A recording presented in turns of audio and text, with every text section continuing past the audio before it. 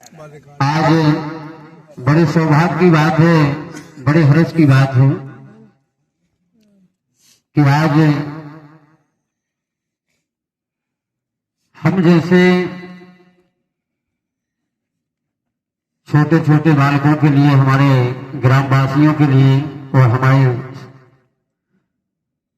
परिवार के लिए आप सभी महानुभाव के दर्शन हुए हैं और हम सभी आपके आभारी हैं, ऋणी हैं। और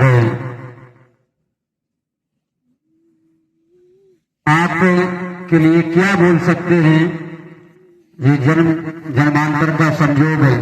आज हम सबके बीच में मिलाप हुआ है, तो जैसा चाहा है वैसा पूर्ण हुआ है और यही भगवान की आशीर्वाद दया दृष्टि से कामना करते हैं कि हमारा और तुम्हारा मिलन ऐसा होता रहे। तो जैसा चाहा है कि एक भजन सुनाए, हमारे जिम्मेदार कक्का भी विराजे हैं जिनने हमें सिखाया है और इस लाइन तक ऊंचाई तक ले गए हैं। और हमारे सम्मानीय राम कुमार भैया भी, जो कि संचालक का पदभार संभाले रहे, काफी अच्छा सहयोग दिया। हमारे महाराज जी भी बाल कवि हम सबके बीच में रहे और अपनी हास्य कविता द्वारा सभी का मनोबल बढ़ाया। सभी सज्जनगण के लिए बहुत बहुत धन्यवाद है। एक भजन आप लोगों की सेवा में है।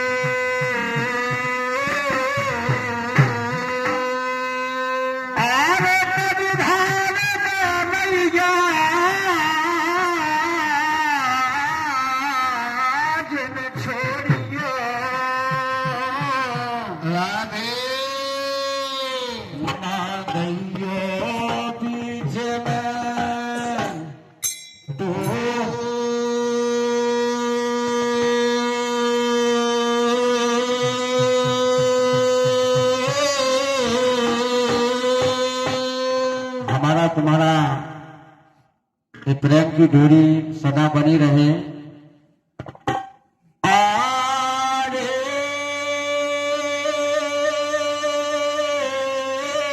प्रेम की डोरी राधे भैया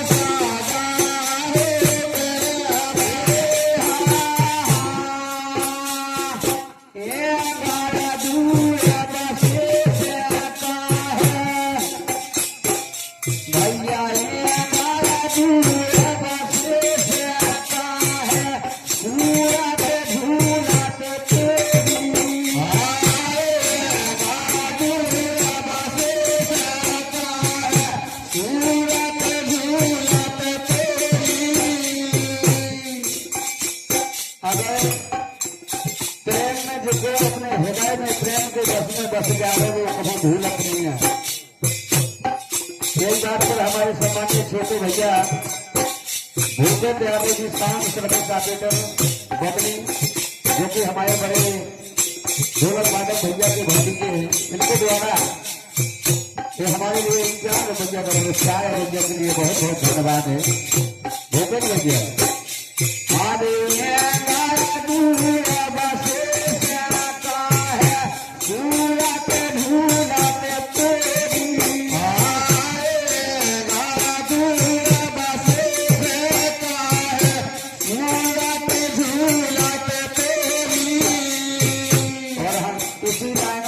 होकर हमारे सम्मानीय परम पूजनीय हमारे बड़े भ्राता हुकुम यादव जी, जो कि हमारे बड़े भ्राता हैं, और हमारे जीवन लाल और रामेश्वर भैया विजयपुर, दोनों बड़े भाइयों की चरणों की घट में अपने माध्यम से लगाता हूँ 101 रुपया का पुरस्कार। नमन है आपके चरणों में।